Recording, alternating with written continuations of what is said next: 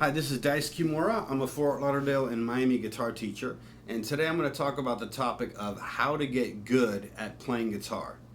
This is a very, very big topic because I'm going to be talking to absolute beginners and also intermediate level people, advanced level students, and also and especially I'm going to be talking to people that want to become a pro. I'm going to be just addressing a lot of issues and challenges that you might go through and give you some real practical experience and advice. A little background on myself: I'm a full-time pro. I've been playing guitar for 30 years, 30 plus years actually. And I've been playing full-time since 2002. So the shooting of this video is 2016, and my only source of income full-time for the last 14 or 15 years has been playing guitar. I don't say that to toot my own horn. I just want to give you some context of where my advice is coming from. I also work as a full-time guitar instructor, so I deal with beginners constantly every day. I deal with intermediates, I deal with advanced, I deal with people that want to make it as a pro. I myself have made it as a pro. I have a lot of experience to offer and a lot of insight to discuss with you today. Okay, so let's get right into it. First, I want to talk to everyone with this question, and the question is, how good do you want to get at guitar? Okay, how good do you want to get? If you could get as good as you wanted to get, and your wildest, craziest fantasy could come true, then how good would you get? That's a question that I want you to put in the back of your mind. We're going to constantly revisit that question during this talk. And the other question I want to ask you is, what are you willing to do to get good? And of course, the other question I want to ask is, what are you not willing to do to get good? Okay, so these are important things. I'll say it again: how good do you want to get, and what are you willing to do to get there? What are you not willing to do to get there? Okay, because getting good is difficult, and you're going to run into challenges. And first and foremost, you want to know what you're made of. Okay, so I just want to put that on the table as we get into this discussion. So first, let's address the beginners. If you're a beginner, I want you to know that I was a beginner too, and I've worked with so many beginners. I feel you where you're coming from. I understand your frustration, your angst. I want to get into a couple things. So first of all, I want to talk about the technology in playing guitar on the web. Okay, you can let me state the obvious. You can get a guitar teacher. Like myself, I'm a guitar teacher. If you can afford a guitar teacher, you should get one. If you find a good guitar teacher, you should really follow that teacher. Good guitar teachers are few and far and wide, and they're hard to find. So if you find a good one, even if you can't afford lessons every week, and even if you can't afford an hour a week, even if it's only 30 minutes once a month, you should really try to connect with a good teacher as much as you can. If you can't find a good guitar teacher, but you can find a mentor, then you should do that. Any chance you get to physically interact with somebody that is really good at what they do and is a professional, I encourage you to do that thing and interact with them. Go to shows, go to open mics, go to jams, get out and see how the guitar is played. You don't just want to learn this stuff conceptually, you want to see it in action, okay? If you can find a good guitar teacher, go ahead. If you can't find a good guitar teacher and you're willing to pay and you have the internet connection, you should try it on Skype. I've taught people in Afghanistan, I teach people in Australia right now, I got a couple students in Brazil. If you can't find somebody like a good rock and roll American pro, if that's what you want to learn, let's say, and you're living in some rural town in, Roanoke, Arkansas, or Puerto Rico or something, and you want to really be great at playing, then get yourself a Skype teacher if you can, because the best way to learn is from somebody that knows exactly what they're doing. They're going to show you all the corners that you need to cut, and you're going to stop going around in circles. Let me talk about some technology that you can start to use and get comfortable with when it comes to playing guitar. So we all can go on the internet and you can Google chords. If you don't know the chords, you should learn them. Okay? If you don't know how to put the chords together, you can go on YouTube. You can look at YouTube tutorials of how to play chords, and just type in how to play D or how to play G, or you can type in how to play a certain song, like More Than Words by Extreme. How do I play that? You type in More Than Words guitar tutorial or More Than Words guitar cover. That's stuff I use all the time in my teaching business, and also when I'm learning songs, the first thing I do is I go to YouTube. I look for a guitar cover. I also use all the technology available. So I use tabs. A tablature system is something that is not was not available when I was a kid growing up learning to play guitar in the 80s. But when they started doing tablature, which is like, it's just a line system of strings where you just show the 6 strings and then numbers that show where the correlating fingers go. So learn to read tabs, or find a teacher to teach you to read tabs, or watch a tutorial on YouTube. Also, there's software. There's Guitar Pro and Songster that are really good. Guitar Pro is software, and then Songster is just a website, but they both do fundamentally the same thing. You can buy the software, the Guitar Pro. It's like $60 for a lifetime. I've seen it on Amazon as cheap as $50. And then Songster, it's like a subscription. I think it's $10 or $12 a month. But what it does is it just plays the song back at you. But it plays it, and you can see the tab move while it's playing. So it'll show you the notes. In Guitar Pro, it actually show you the notes, and then underneath of that, it'll show you the tabs on the guitar positioning. And you can actually crawl through that. You could print it out. You can isolate the instrument that you're practicing. So if you want to know just lead guitar, you can only hear that and not the keyboards and the singer and the organs and the backup guitar and the bass and the drum. You can just get the guitar. You can slow down the tempo, so you can go all the way down to 50% or even 25% speed. You can isolate it, like I already said. You can loop it, which means you just do like, maybe you want this like 8 seconds. You just keep looping it and practicing it while you're slowing it down, while you're isolating it. You can print out the chart. You can do amazing stuff. Man, if I had that when I was a teenager, I don't think I would have ever come out of my room. So much of my money got spent on buying CDs and buying books, because back then you had to buy the book, like the tablature. There was a tablature in the book, but I didn't have software to play it back to me. So understanding the rhythm was always difficult. You had to listen to the CD, which was at full speed. But now you can slow down the speed and still keep the integrity of the song. So it's pretty amazing. Also, there's apps for your smartphone.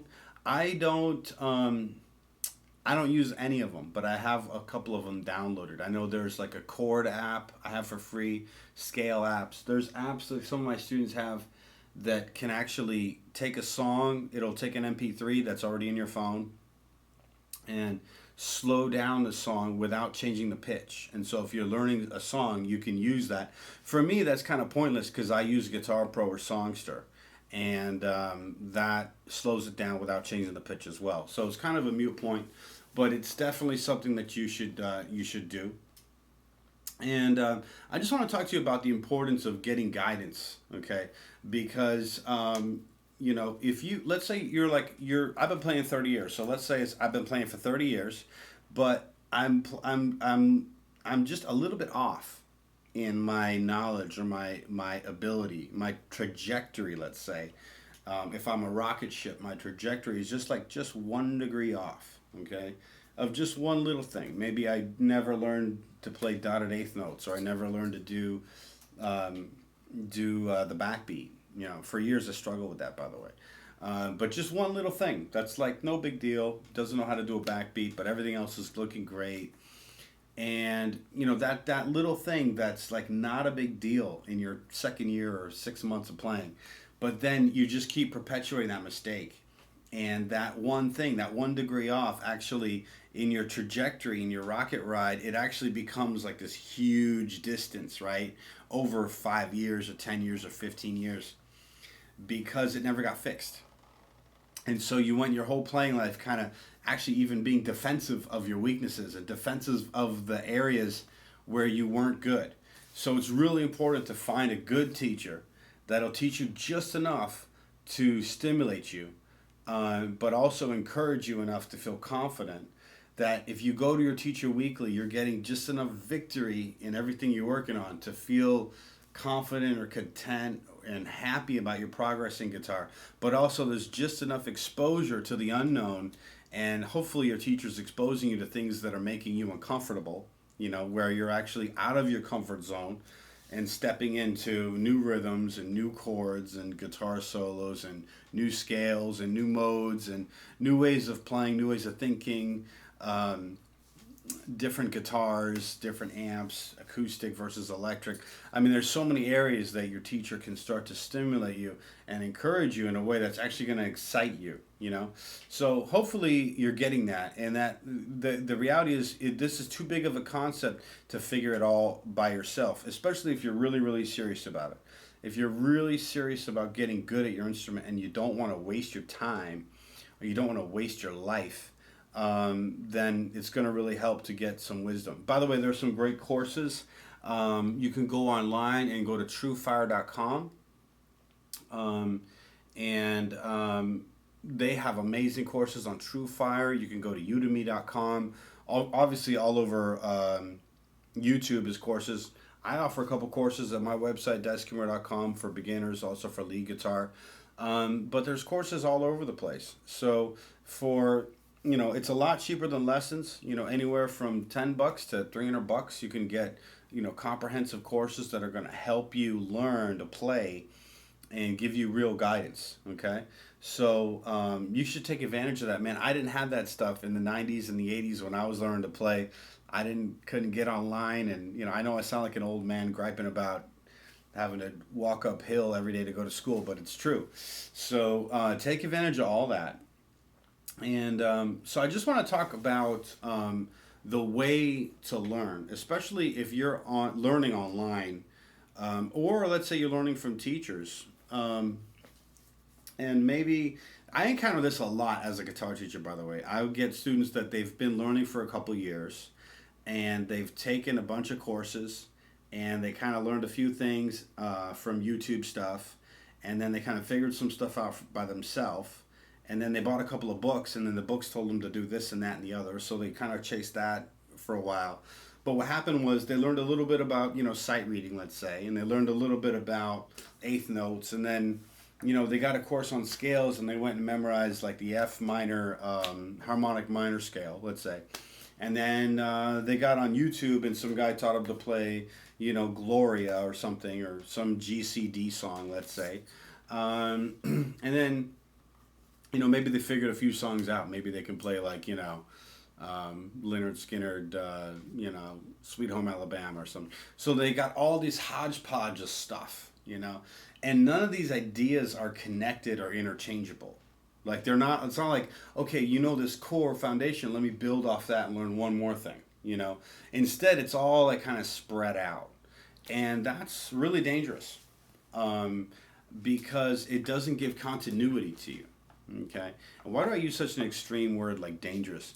Well, the reality is your guitar playing, your desire to play guitar as a beginner or advanced or pro, it's all driven by this flame of this desire to want to be good or want to be great or succeed. And if you lose the desire, you're done. You're absolutely done. So some people, they worry so much about doing it correctly or making sure they're learning the right way or the proper way. And instead of having fun, they stifle the fun and actually just focus on, doing the most painful thing they can. They think it's like exercise. Like the more it hurts, the better it is, And I would challenge that thinking. I would say, you really should chase your passion. You want to stoke your flame into a roaring fire. So if you have a little candle of a desire to play guitar, and if I, like as a guitar teacher, if I can stoke that flame to become a roaring fire, I can feed anything into that fire, and you won't flinch, you won't quit, you won't back away. I could give you a complicated song, and that flame, that desire will overcome that song. I could give you a complicated scale or some music theory, and your desire to play, even though it's difficult and it's heady and you work on it, you can actually persevere and overcome that challenge.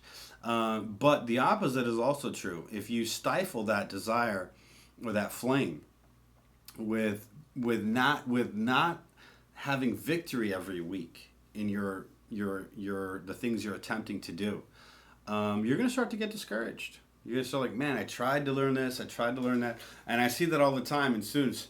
They tried a little bit of this, they tried a little bit of that. They couldn't quite figure out the rhythm. They couldn't get that backbeat. They couldn't get the eighth notes. They didn't understand palm muting.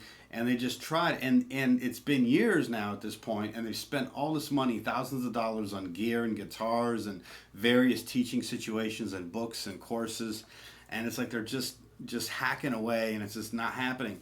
And then so in an attempt to really justify all these years of money and work and pain and passion, they'll go out and do something really hard, like I'm going to learn Jimi Hendrix's Little Wing this summer, and it's just some crazy unattainable goal. And then they just throw everything they got at it, and they're just put on the blinders and really, really try. And then, of course, 3 months later, it's just not coming together, and they just couldn't make it happen. And they bit off more than they can chew. And they weren't content with just doing right what's in front of them. That's like somebody that's going to the gym. You go in the gym and, you can only lift 100, but the goal is to lift 300. So you just put 300 and you just start moving. Well, you're going to get hurt, obviously. If you can only lift 100, maybe your goal should be 105. You don't want to lift 300. But people do that with music. And I see it all the time, and it's really dangerous. So it's kind of like, I often say music is a language. If you're teaching somebody how to speak a language, and if I teach you say the cat sat on the mat, and then I teach you the next word, and I teach you the word black, and you say the black cat sat on the black mat, and then I teach you the word big, and we say the big black cat sat on the big black mat. You see, every new word I give you has continuity in the words you already know how to use. It fits into your sentence, and you're immediately using it and speaking it. But if you're frustrated with being a beginner English speaker, and you're like, man, I really want to learn a complex word so I really can feel like I'm accomplishing some serious English, and you go open up a thesaurus and you learn a new word, and it's ubiquitous. I learned a new word, it's ubiquitous. You say, teacher, I learned a new word, it's ubiquitous. And it's like, you got to teach me this word and how to use it. And it's like, okay, you got the black cat sat on the black mat, but then you got ubiquitous, And it's like in the middle of nowhere. It's like it doesn't connect to anything, And all it does is validate your desire to do something complex or profound, And people actually go their whole learning career as a beginner and intermediate with this kind of thinking, with these ideas that are not connected. So just to close this up for beginners, I have this funny shaped object that's like decoration from my table in my dining room, but it's this is like a ball, okay? Pretend this ball is like your knowledge on guitar. And if you learn something new, so you learn an A minor chord, and then you learn chords that go with A minor, let's say C and G and D and F maybe. And then you learn a song in A minor, I can't really think of one right now.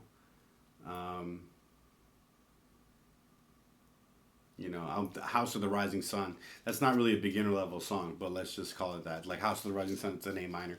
And then you learn a couple of songs in A minor, and you learn the chords in A minor. And let's say you learn an A minor scale, like an A minor pentatonic on the 5th fret, the root position. So everything you're doing is in A minor. Then the next thing I would teach you is maybe another song in A minor, or maybe an A minor groove, but something a little more upbeat, or maybe another position in the A minor scale. But if all of a sudden you grab something like, D sharp mixolydian, and you're like, man, I learned this and then I learned D sharp mixolydian. Well, they don't touch. That's like ubiquitous with the black cat sat on the mat. You follow what I'm saying?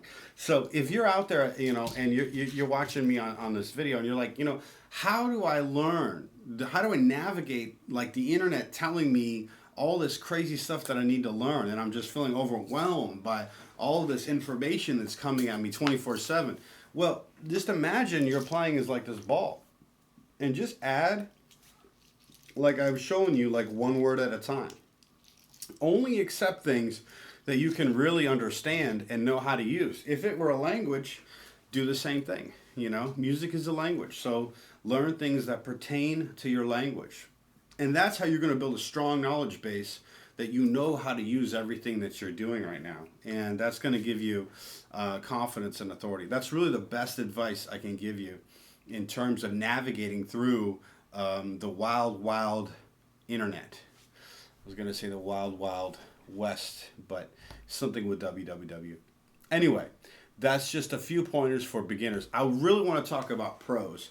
Shooting for a pro. I'm a pro, and I understand how you feel. Being a pro is a really big commitment, and it's going to go back to the very first thing I asked. What are you willing to do? And what are you not willing to do as a pro? Okay? So it's obviously about sacrifice. You know, I had to give up everything to be a pro. You know, I personally, I grew up in Japan. I'm an American citizen, but I grew up in Japan. Then I removed to America because I wanted to be a pro in America. Americans get criticized heavily for all kinds of things in the world, but one thing that America is great at is rock and roll. Oh yeah, baby. We invented blues, jazz, funk, R&B, rock and roll, hard rock, heavy metal, rap. I mean, we invented everything. So when it comes to music. So this is the place to be. London was great too, the UK invasion, but of the two, I took America, you know. Anyway, so I love playing in the United States, and I moved back to America for playing here. And listen, it cost me everything, you know. It cost me financially.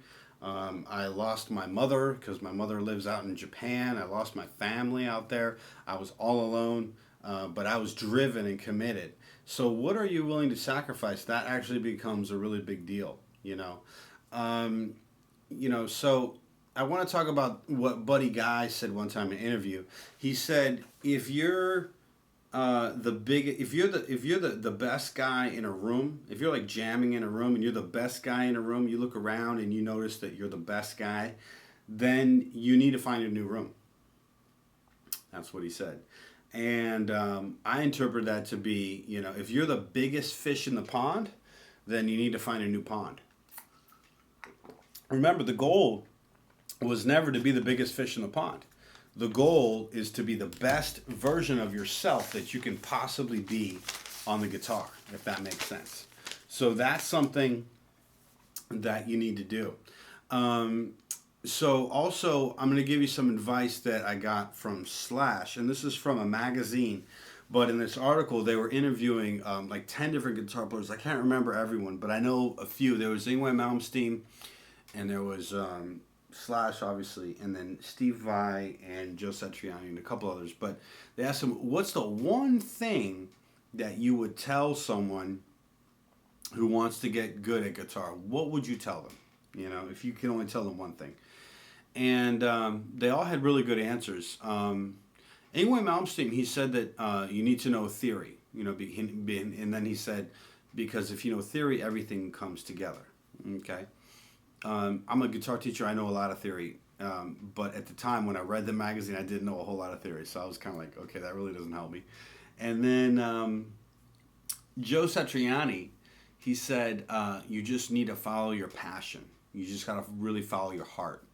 And I said, okay, you know, that kind of helped. And then Steve Vai, he said, you know, you just need to practice, practice, practice. I said, okay, well, I do that anyway.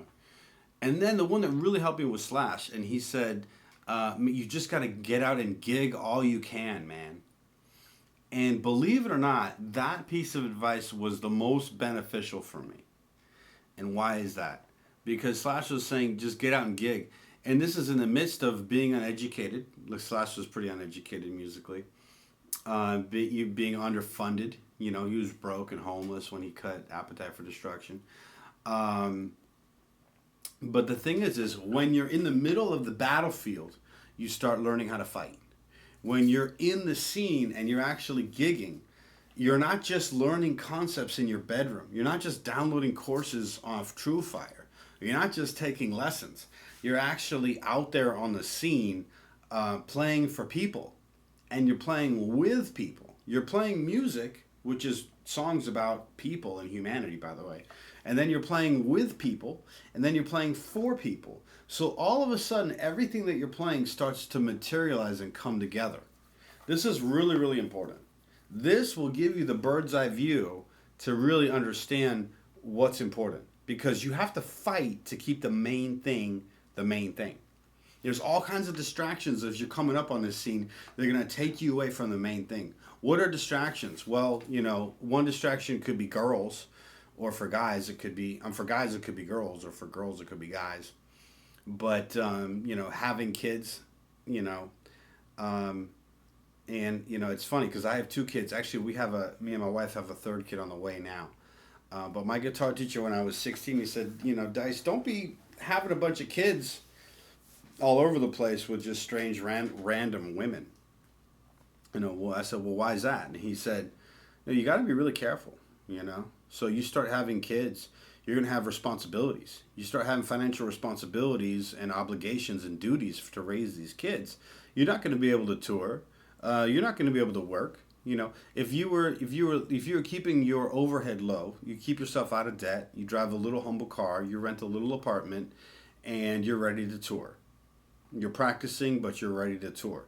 And let's say you make very little money, you could be making, let's say, $300-400 a week playing guitar.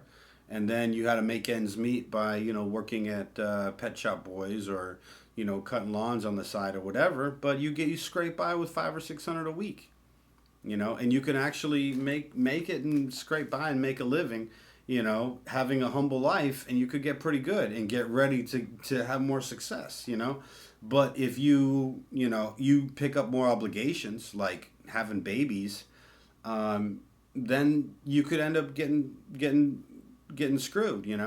I'm not saying that babies are bad or wrong. If you're married and you and your wife are ready to have kids, and financially this is a good decision, then go for it. Which I decided, I did that at 30, by the way.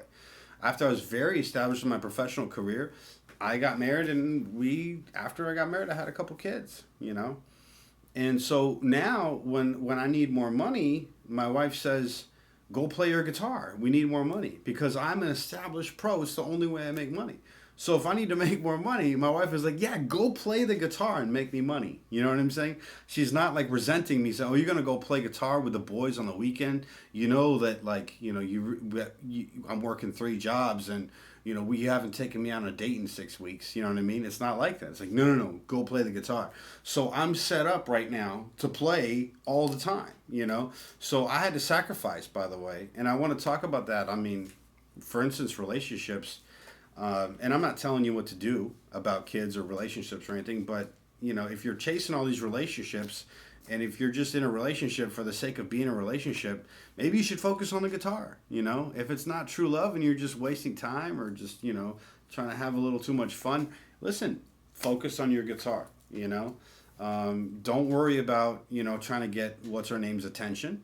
Play your guitar and become great at guitar. And, you'll not only get her attention, but you'll be fulfilled when you can do that.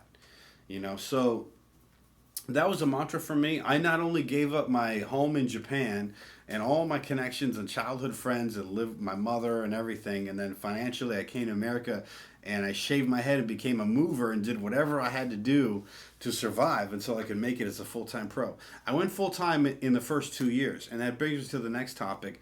If you really want to get good at guitar, you want to try to study the scene that you're in right now in your city, and figure out as soon as possible how to make money. And it's not in your genre. I don't care if you're into screamo and punk or heavy metal, and the only thing that's paying is for you to play, Frank Sinatra. Go learn the Frank Sinatra.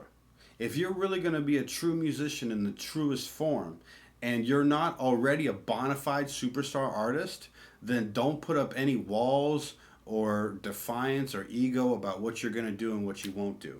If you love playing music and you love guitar, then do everything that you can do. I'll give you an example.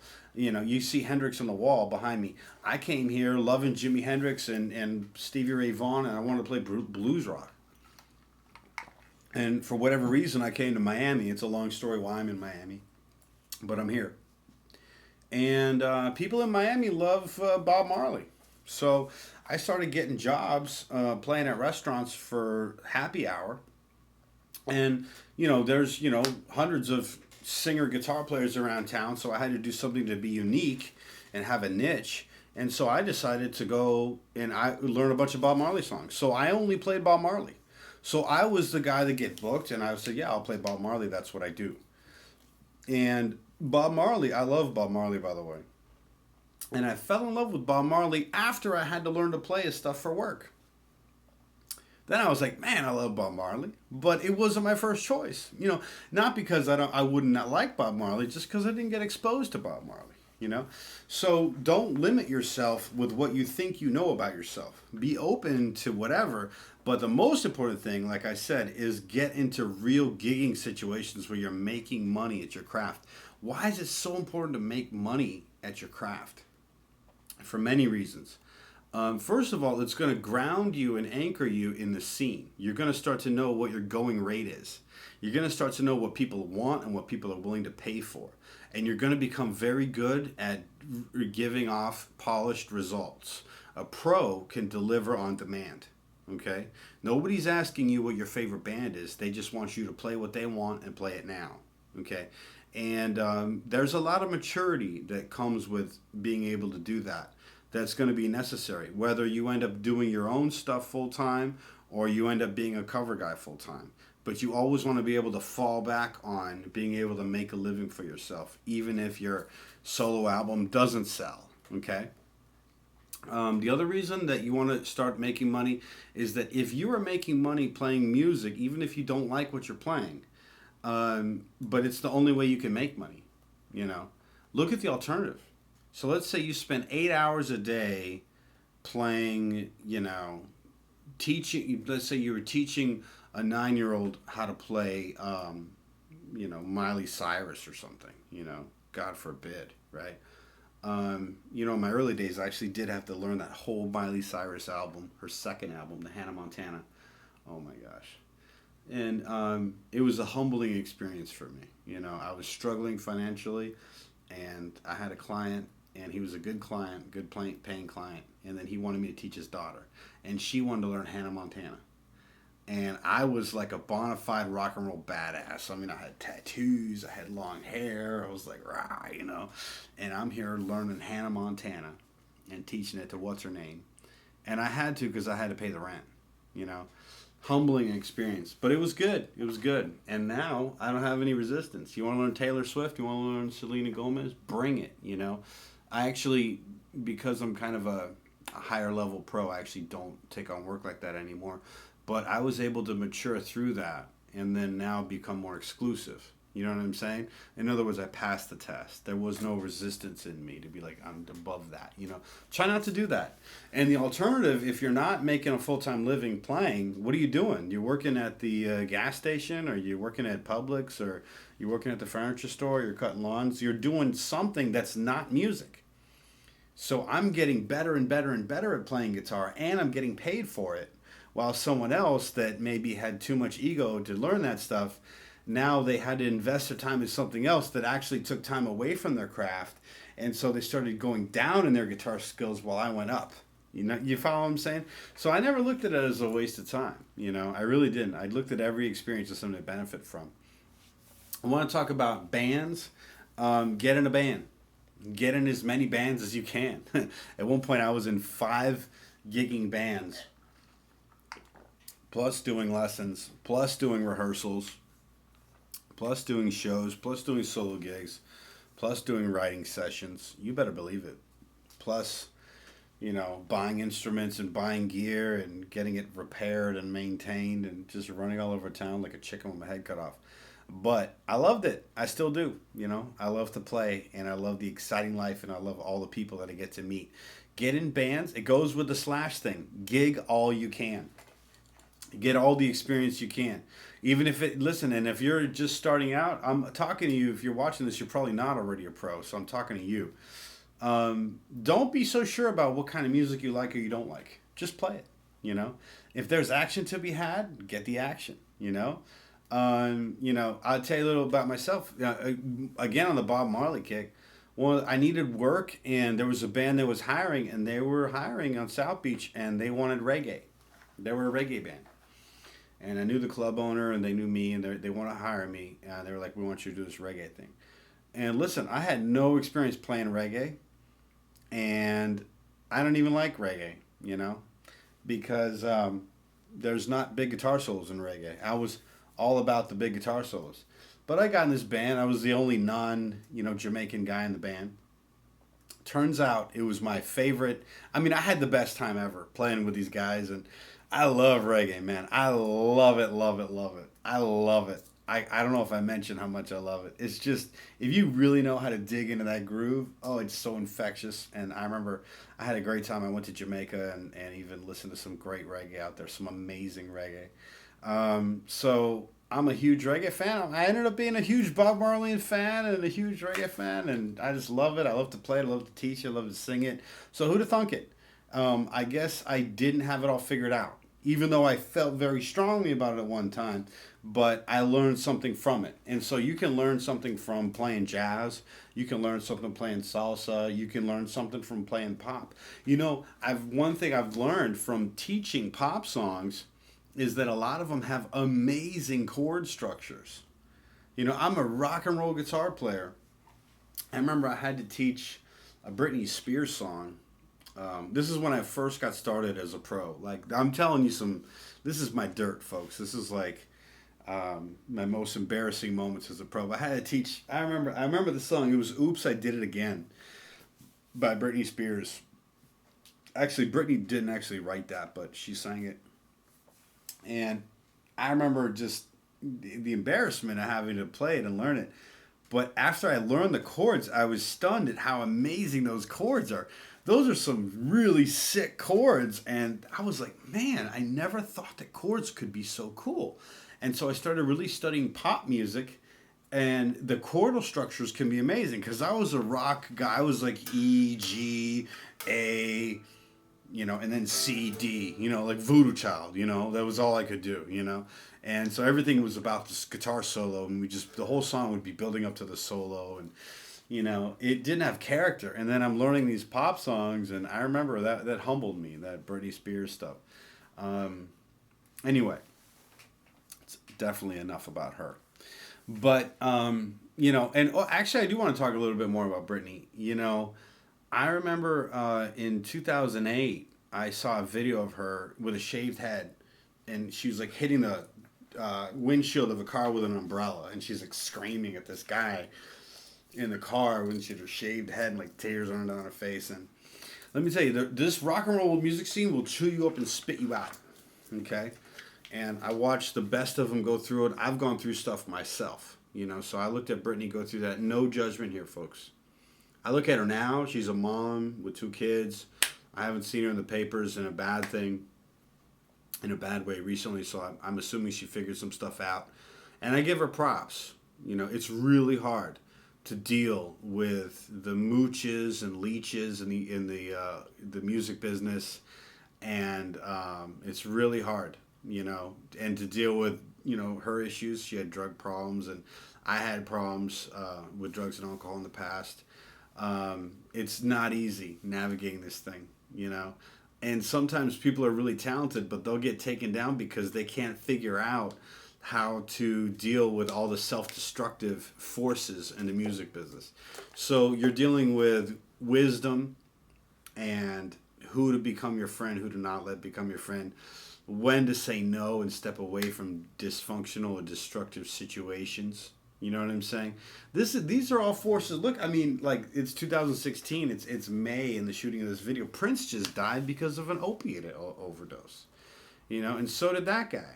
So it's like you could be on the top of your game, but then have an area of your life go out of control, and you're done. So that has a lot to do with what's really important too. Not enough people give that enough thought until after it's bit them in the behind, So I want to talk a little bit about music school. You could go to music school. I know some really good friends that went to music school. But there's a danger with music school. And it actually has nothing to do with music school at all, but has to do with you, the student, okay? And I'm really only talking about you right now. Um, Music school. Okay, so what's good about music school? Well, you get to go there and they teach you music, and you're around musicians 24/7. You're around people that'll inspire you, stoke your flame. You get excited. You can learn from them. You can make lifelong friends and connections. You can play in bands. You can get discovered. There's all kinds of wonderful things, right? What's bad about music school? Well, you might incur like $80,000 of personal debt that the government won't let you wipe out even after you declare bankruptcy. Okay, which is not attractive, by the way. Okay, but there's an even bigger problem with music school, and it's not necessarily with music school, like I said, but the people who are in it. There's this often there's this unspoken expectation, and I'm a full time guitar instructor, and I see this all the time with kids, and they're having this conversation with their parents and back and forth. To go to music school or audio engineering school. And the expectation is if I can just get my parents to pay for me to go to music school, then I will come out 4 years later. I'll come out of this music school factory and I'll be a musician. And I'll be pro level and I'll just have my wonderful life as being a pro. And that's just not the case, man. All you're going to get when you get out of music school is a piece of paper that says you went to music school. Okay. And if your music school was out of state and now you're going to come back home, you've now spent 4 years of your life investing in relationships that are outside of your demographic, right? So now you can't even capitalize on the 4 years of people you've been jamming with. And you've got almost zero to none real life gigging experience. And so you may understand music, but you don't know the music business, and it is a business. So you could have not gone into debt with that tuition and have been working, scrounging, hustling, maybe living in your parents' basement for a while. It's humbling, you know. But 4 years later, you're 4 years into the scene. You've got 4 years of experience hitting the streets and pounding the pavement and meeting other players and coming up with gigs and bands and trying to turn them into money-making situations. And after 4 years, you're probably making some money. Or you can get this piece of paper and, play the crap out of the major scale, let's say. You know your music theory, but you don't know anything about music business. Now, what I'm saying is very, very general. It's not true for everyone, and it's not even fair. So if it doesn't apply to you, I apologize. But I'm just saying there is a danger on that side of the pendulum. That music school or engineering school will solve all my problems. And you learn a lot of really good stuff at school, but let me put it to you this way. If somebody is really tenacious to learn the guitar and won't accept no for an answer and will practice 8 to 14 hours a day and will play at every opportunity at the drop of a hat with anyone, that individual will thrive and do amazing at music school. But that individual will thrive and do amazing without music school, you know? So like Jimi Hendrix, you know what I'm saying? So it's like, it's great if you can do it, if you can afford it or your parents will pay for it, then have a great time. Enjoy yourself, you know? A lot of musicians, are not in that position and they're dealing with other factors, you know? So if you're putting your hopes up in music school and then you're all bummed out that you can't go, no, don't accept no for that for an answer. Just continue to grind and make the most out of where you're at and do what you do. And you can do you. And by the way, speaking of schooling, you can do it online nowadays. You can do everything online, you know. So do it. And you can go to night school and you can learn if you're really committed to learning. I've learned so much stuff. I've bought courses online. I've gone on YouTube and I pretty much learned everything I could ever want to know and then maybe 3 or 4 times that. You know what I'm saying? I don't even use the stuff I know. Okay? Anyway, there's a lot of resources out there. So also something that I strongly suggest for kids that are just getting their feet wet, get a job at your local music store. Absolutely. You know, I live in Miami and Fort Lauderdale area. I'm actually in Hollywood, Florida. But just about everyone that's anyone goes to Guitar Center every 60 days. The Guitar Center in Hallandale is like a major store in my area.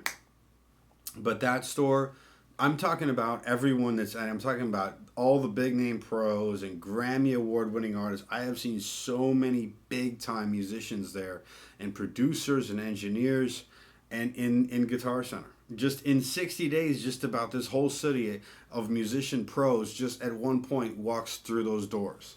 And you could get a job working the front door, or you could be a stock boy in the back working, or you could be, answering phones, do something. I got a job at Guitar Center, and I'll confess, I had a little bit of savings because they don't pay anything. And I worked there for 3 months, and I was determined to be a pro in America. I worked there for 3 months, and what I did was I made 1,000 business cards, and then I made a little website where you could hear my music, and I put my website on my business card. This was before MySpace, people. This was like 1999, and I went to the music store. I started working there, and I made so many connections in 3 months that I had 5 bands that were gigging, working bands, and I had enough students to teach them, and I could teach full-time and play full-time and quit my job at the music store within 3 months. Now, not everybody can do that, but that's not bad for someone that just got off the plane from Japan. You know what I'm saying? And I think I had a lot more tenacity just because I came from another place. So if you have to up and relocate, don't think that's something that's going to work negatively against you. If you need to go to Nashville or LA or New York or wherever you're going to end up going, London, Tokyo, it could be good. I came here and I came to Miami. I had such a fire to get good. I mean, I thought I was good in Japan. I was living in the 4th largest city. There were 4 or 5 million people. And I was 19 years old, and, I thought I was all that. And then I came here, and these Americans, they were like amazing. They were like ripping my face off, and I'm talking about at the local pub. There would just be, some kid playing. I'd be like, dude, that guy is so good. I can't even believe it. I ran home and I will start practicing 8 to 10 hours a day again because I needed to get rocked. And I realized if you want to have the ability to rock somebody's pants off, if you want to rock somebody's face off on a level that they can't even believe what you just did, you have been rocked. Does that make sense? You've been rocked and stimulated on such a level that now you can give out stimulation or just mind-blowing playing on that kind of level. But first, you have to get impacted. So run and get impacted at every opportunity you can. If there's a great musician in town, then go try to see him or get a coffee with him, try to hang out with him, try to, interact with these people. You know what I'm saying? They're going to rock you. And a lot of people, it's crazy. I meet people, they're afraid of it. They're afraid of something to rock them. They're afraid of anything or anyone that's going to challenge their mindset or their thinking. And I'm like, why do you want to stay in your current thinking? Your thinking is the problem. A lot of people cling to their personality, and they're defensive about their personality. It's like, well, no, I'm an introvert and I don't like to talk to people. And they're like, well, then who cares? If you really want to get good, it's going to require you go shake that person's hand and talk to them or get up on stage and introduce yourself and play and put it out there. And I was very much an introvert and shy and scared of people, and I had to learn to get out there. And it eventually changed my personality. But if I were to cling to my personality and say, this is my personality, and so therefore I don't do these decisions or I don't do these actions, and because I don't do the actions, I got disqualified from stepping into the scene, and then at the end of the day, I'm just licking my wounds in my bedroom being like, okay, well, that's my personality and that's my fate, and it's really not fair. No, you just didn't. Your personality is killing you. Change your personality. It's your personality. I'll give you an example of how I changed. I was a really shy guy, believe it or not, and I had long hair, and I would just, when I was a kid, and I would just wear my hair over my face, and I would just hide my face behind my hair, and I'd play guitar when I would do shows. And I couldn't find a singer. I was 21 years old. I could not find a lead singer for my band, and I just sang. I sang, and I sucked, and I sang, and I didn't know what to say, and I wrote my own lyrics, and my lyrics were wacky, and I sang them, And and some people loved them and some people criticized it, Some people made fun of me. But I didn't want to let people around me stop me from what I came to do. I came all the way from Japan to do this thing. And I sang. And by the way, I want to talk about that real quick. I came from Japan to play. And I would hit Miami. I would hit the clubs and the bars to play. And I would get on that stage with just this ferocious fire. I would attack that stage with like fire that people had never, not that they'd never seen, but they were like, where did you come from, kid? You just came out of nowhere. And I'm like, man, you don't understand.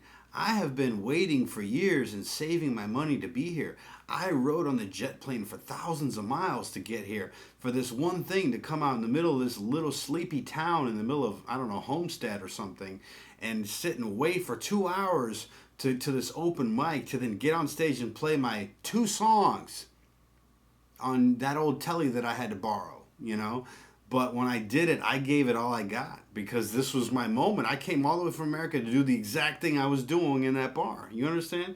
And the other people there, they just hadn't had the journey I had, They're like, let's say they're locals. They grew up here. They're, playing at the bar tonight. That's their job. They're making $150, whatever. They get out of bed at 2 o'clock. They drink a 6-pack. They saunter on over to the bar. They kind of put their amp on stage and tune up and get ready. And it's like another day at the office. But me, when I was, trying to look for work and coming into the city, man, I just had my teeth out. And, I'm telling you, if you can get in situations that challenge you, you could get good. You could really discover who you are and what you're made of, So don't be shy at doing that, Anyway, back to the singing thing. I encourage everyone to sing. Believe it or not, I'm also a voice teacher. It took me a long time to learn to sing. I really, really sucked. I did not respect singing. I had a bad voice, and I'm now a professional singer. I work as a singer, and I want to tell you that you can learn to sing. But why am I telling you to sing? Because you need to understand the perspective of the lead singer, even if you're not going to be a singer. You need to understand, you know why it's so important? Because everyone listens to the singer. So if you don't sing or don't even know what it feels like to sing, you won't know what your guitar playing feels like in context to the singer. So if you really want to get good at guitar, start singing a song or two. And you notice a lot of great guitar players can sing, I can't help it. I mean, like I said, I wanted to do a Steve Ray Vaughan thing. Stevie sang, so did Jimmy, so did Clapton, so did Buddy Guy. All these heroes, they all sang. Like now, John Mayer, you go hear him and it's the John Mayer Band. There's some great guitar players that you've never heard of because they don't sing. You know what I mean? So learn to sing. And if you can sing, then you'll understand singers. If you understand singers, singers will want to play with you. It's crazy how that works, isn't it? The more you understand singers, in other words, you can play and get your volume under their voice, and you don't overplay and chase them off stage. And you're playing stuff that's conducive, that has hooks and has you're not just all waiting for the guitar solo. Plus your mentality, you're bringing something to the table. If you're in a band partnership or you're partnering with a singer, try to bring 51% to the table. Don't just sit there with your E minor pentatonic licks and wait to get discovered by a great singer that's going to catapult you into fame. Do all that you can on your own. Be as big as you can be. And when you meet someone else that's great at what they do, they're like, man, you're like, wow, you're singing and you're playing and writing. This is amazing. No, I hate your voice, but I love the fact that you're writing because you're already in that mentality of what you need to be to collab. And who knows, you might end up being a decent singer. You might end up being a backup singer, Who'd have thunk it that I could sing lead and sing professionally? It took me a lot of work and a lot of years. It took me, about 16 years to get to where I'm at now. But for the first, I would say 6 or 7 years, I sucked, man. I sucked, and I worked at it too. But I've been really enjoying the last 10 years. My voice has really changed and matured. But you can do it, So you just need to try and learn. Other things you can do other than work at a music store to network, get on Craigslist, man. I used to be on Craigslist every day. You know, Craigslist, other personal ads, Backpage.com, or social media. But use the web, create a YouTube account, get on Twitter, get on Facebook, get on Instagram, get on, I was going to say Friendster, but they're done. I remember when MySpace came out, I met George Clinton on MySpace, for crying out loud. I met like, who did I meet? I ended up networking with big time producers, like Timberland. I'm trying to remember, Lil Wayne. I don't work with these people now. I'm a Christian artist and a Christian worship leader. But this was back in my BC days. I met so many people on social media, and MySpace was great because it was actually for bands. And then it got populated with people that were using it as a social media site. This was before Facebook. And then it got taken over by spam and internet marketing. And then it got like just really bad. But for a while there, they had something going on with the music. And I like to post my music on Instagram. Just recently, they allowed me to do 1 minute posts instead of 15-second posts. Of course, I'm all over YouTube. I do a little bit of Twitter and a lot of Facebook.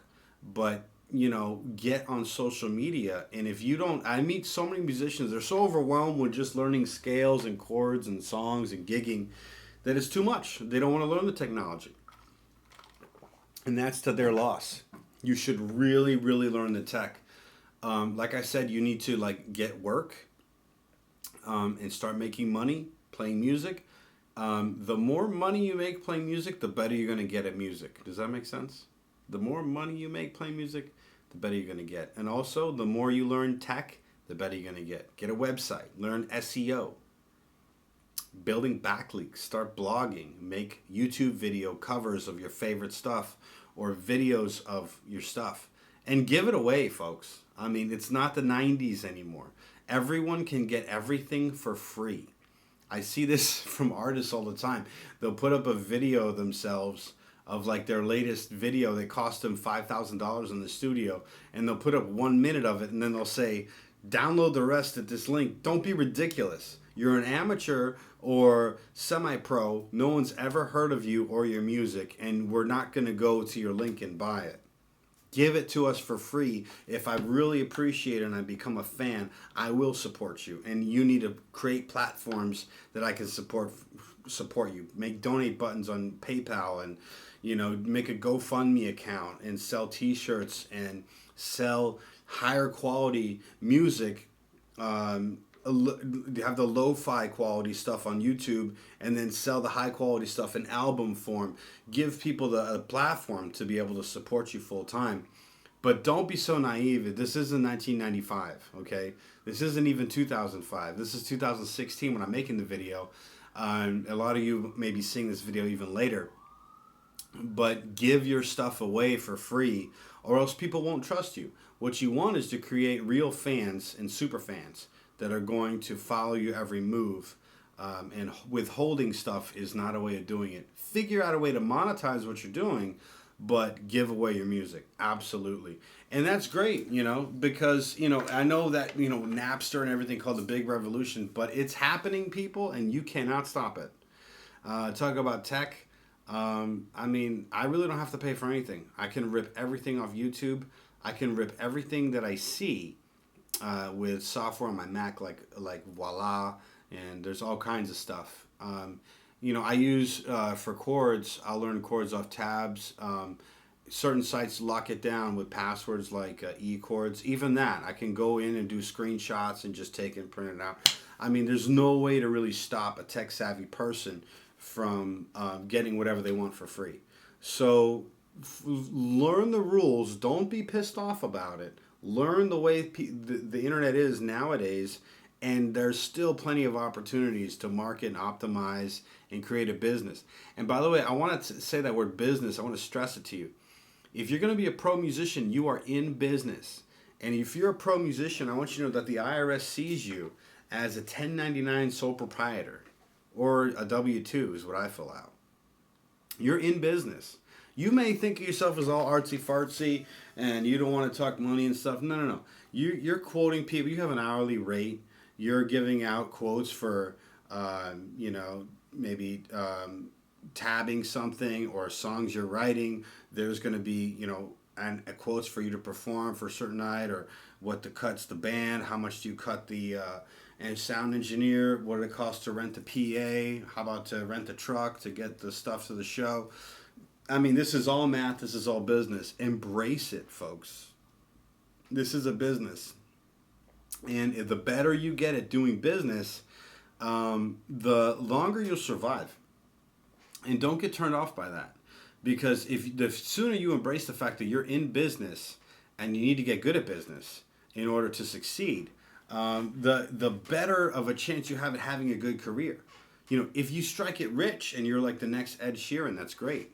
If you're just making 25 grand a year, doing a little odd job music here and there, wouldn't it be great if you could make 50 grand or 100 grand? Or only work 2 days a week at 50 grand and have 5 days a week of just riding and swimming by the pool. I mean, think about it. The more you apply yourself and figure out ways to monetize what you're doing, the better off you're going to be, because you're able to live more comfortably and you're able to spend more time playing with the music you want to play. I'll give you an example. The music that I really want to play and the people that I really want to play it with, right now, currently in my life in 2016, there's no money in it. We're not in a situation to make money, okay, to do what we want to do. Instead, we do what we got to do. But if I made so much money playing the music, doing what I got to do, then in the overflow, I could take more days off and do the projects that I want to do, and even eventually figure out how to monetize those projects. You know what I'm saying? So money really becomes a deciding factor. Ponder the opposite scenario for a second. Imagine you quit making money in music and you had to go get a job at Walmart. You're no longer a pro musician. And now it all went kaput. So a lot of people, they put up barriers, but they don't embrace it all the way. You know what I'm saying? Anyway, I want you to realize too that this is a marathon run. Okay, I've been playing for 30 years. I've been in this town in Miami or Fort Lauderdale for 16. I started as a small fish. Now I'm a big fish. Sorry, I'm not trying to brag. But I definitely enjoy the reputation that I have now. I have a massive online presence. I have lots of reviews on Google and other platforms. And I'm a guitar teacher, and I'm definitely the most renowned, I think, in the area. Maybe there's a few that are up there, but they're not competing with me on the internet and social media on the level that I am.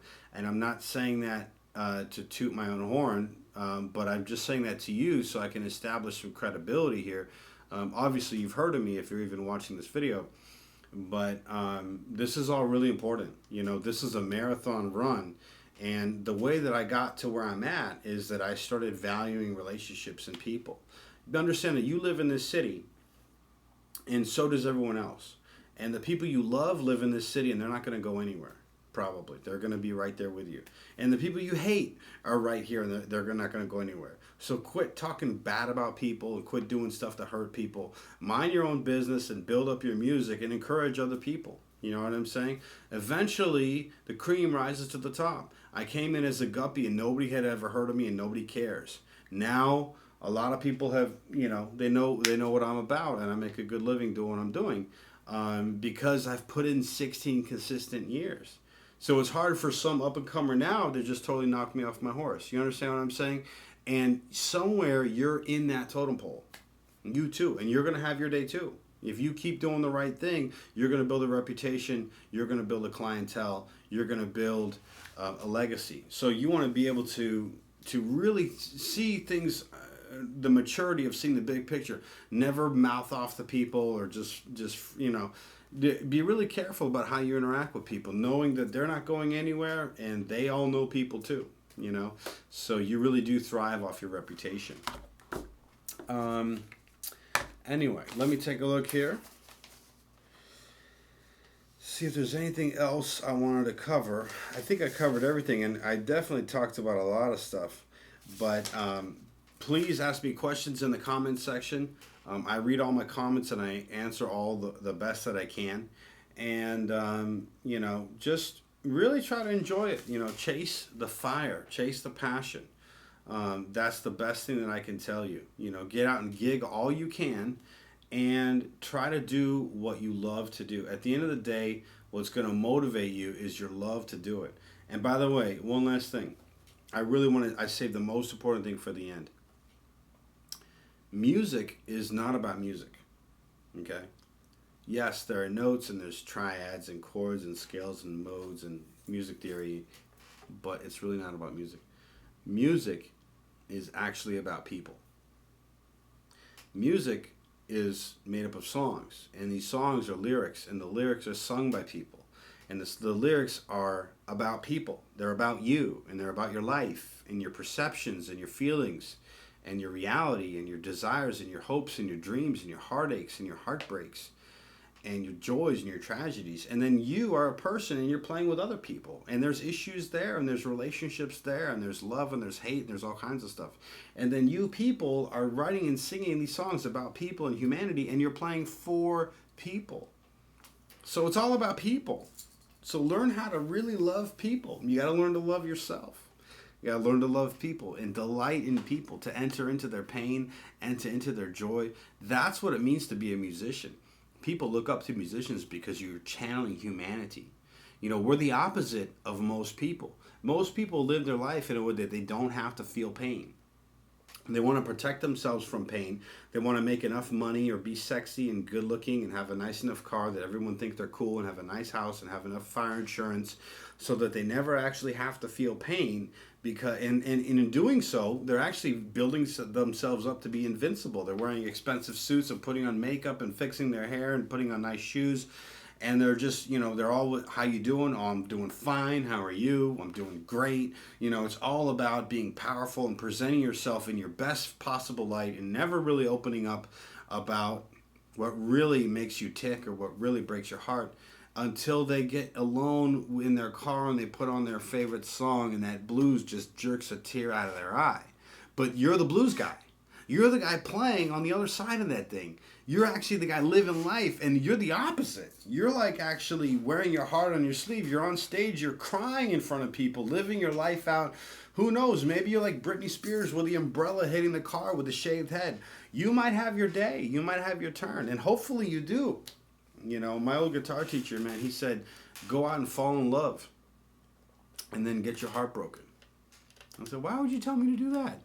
He said, well, then if you played a love song, I might believe you. But right now, you've never loved anyone but yourself, so you look like a selfish prick when you play guitar. And I was like, oh, well, you know, let me get a refund. Now, but how true is that, you know? So what people want to hear is about your humanity and your transparency and your experiences and your vulnerability. So don't try to live your life to protect yourself. If you're going to move to LA, move to LA, you know, or if you're going to make it work in, you know, small town USA or Orlando or Tampa, make it work, but put yourself out there and don't hold back. Don't play it cool, because it'll all flash before your eyes, you know. It's all about humanity. It's all about people. That's what music is about. Anyway, so don't forget to subscribe or like, send me a message or comment. I would love to hear from you. I hope this motivated you. This was a big, long speech. It wiped me out. Anyway, have a good night, or I'm going to have a good night. Have a good day, and I'll see you at the next video. Bye-bye.